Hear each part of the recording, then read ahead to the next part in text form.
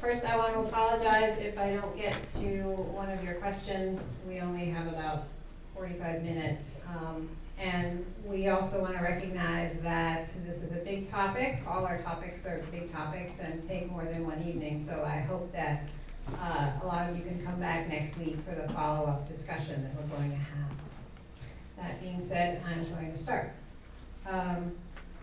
So Bill, there were a number of questions that I think are kind of all related to the same issue, which is basically that you talked about negotiation, but there seem to be a lot of questions about who we negotiate with, if there's no functioning national government,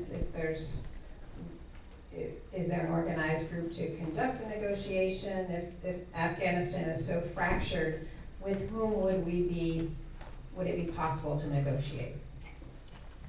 Well, I think the question is, that's one of the complexities that Al has mentioned, but it gets more and more complex each day as the offensive goes forward, because the offensive itself is, as Jeremy Scahill says in The Nation magazine, killing reconciliation.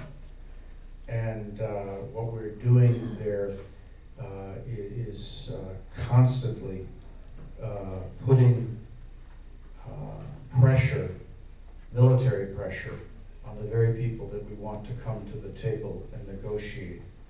And so I don't think we're the arbitrators of negotiation. I think we have to find other entities, either global or Afghan, to come in and decide how, in fact, negotiation should proceed. And we do that at the invitation of Afghans. I just don't think that we can be the arbitrator between the different factions at this point. And our offensive is actually narrowing the possibilities of negotiation toward national reconciliation.